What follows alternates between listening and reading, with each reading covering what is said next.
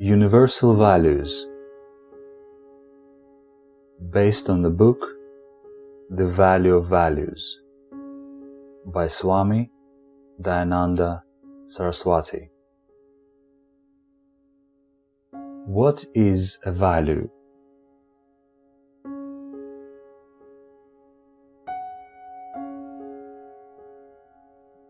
Value indicates the regard for a thing, situation, or attitude, which for some reason is esteemed or prized by the value holder. The appropriate values which prepare the mind for Vedanta are certain universal ethical attitudes. Swami Dayananda Saraswati.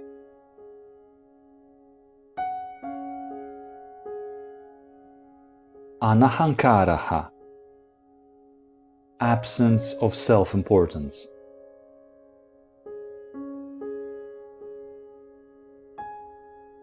Ahankara is the Sanskrit word that indicates the sense of concept of one's own individuality. The individualized I sense, expressed as I do, I own, I enjoy, and so on. An is a prefix which negates the meaning of the word it precedes. Therefore, anahankara means the absence of the sense of ahankara, freedom from an individualized I identification.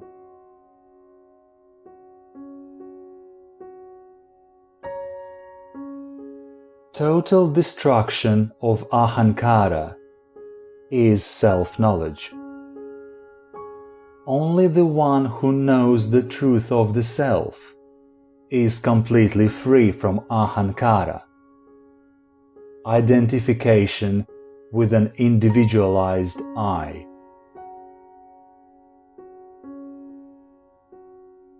Lord Krishna could not have intended the primary meaning of self-knowledge, total destruction, as the meaning of anahankara.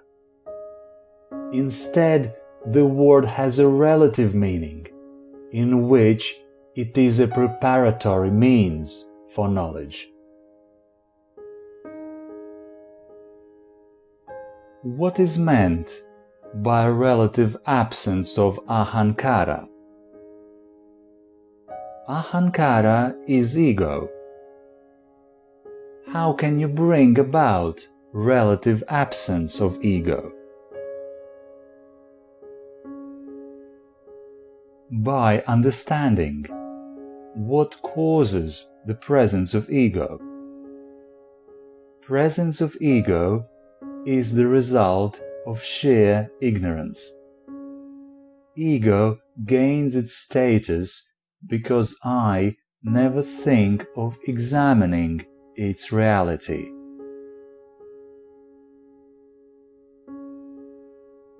The aggrandizement of ego comes about purely due to lack of thinking on my part. When I clearly, objectively examine the claims made by the ego, it cannot but deflate. The claim made by the ego will not hold up, either to knowledge, or to ignorance, or to power, possessions, or accomplishments.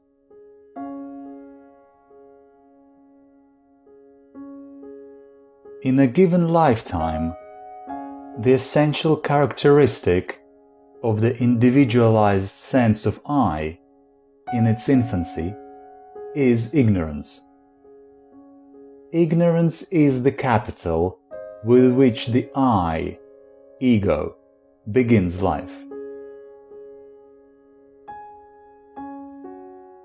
Later, I maintain that capital and spend it very carefully throughout my life.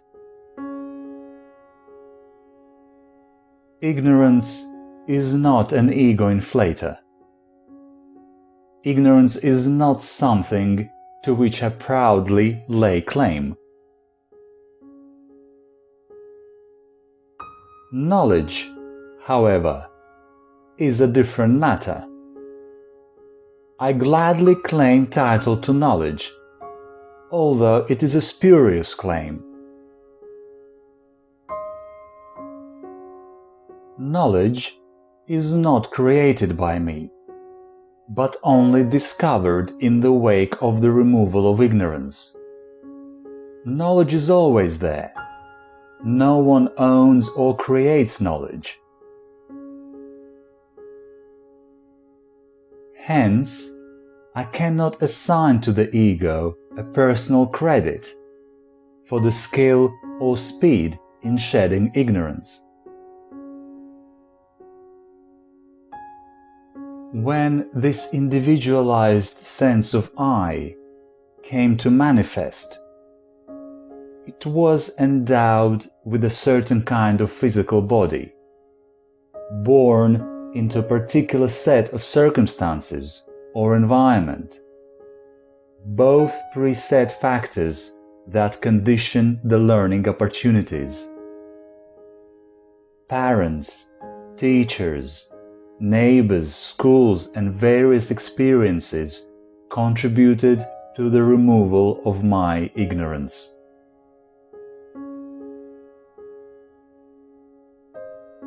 Ahankara did not create the people or circumstances, yet claims the result. Ahankara, ego, and manitva, pride, are closely related, almost synonymous effects born of the same cause: ignorance of the relationship of the individualized sense of I with the world. We previously saw, when manitva was examined, that pride in anything is a logical absurdity. Although, graced by free will, I have the power to choose my actions, I have no power over the actual result of the action chosen. The result I anticipate can never be more than a probability among possibilities. I do not produce the result. The result of any act of mine occurs both as the product of materials that I have not authored, as well as the outcome of many circumstances, past and present, known and unknown, which must operate in concert for the given result to occur. Pride and ego, when examined, become so silly that humility really cannot be considered a virtue.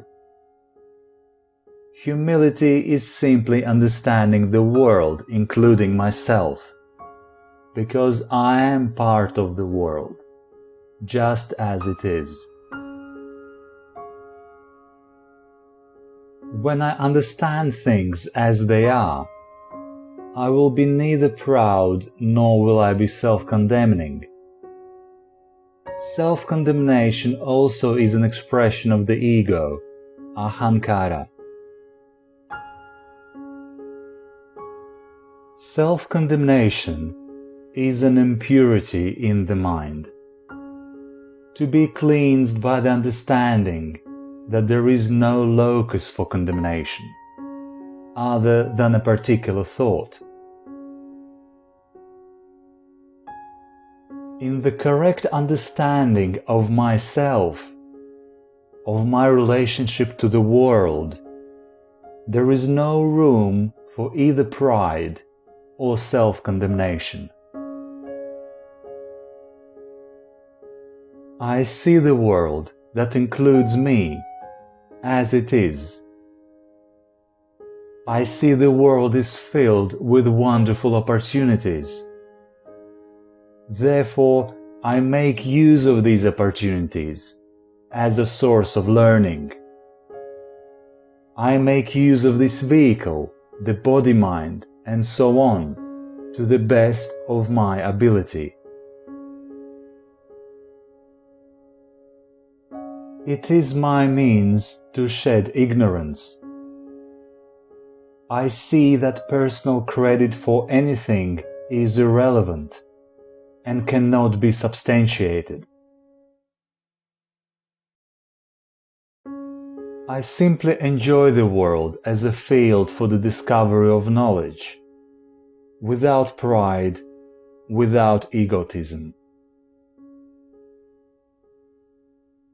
This is the attitude of Anahankara.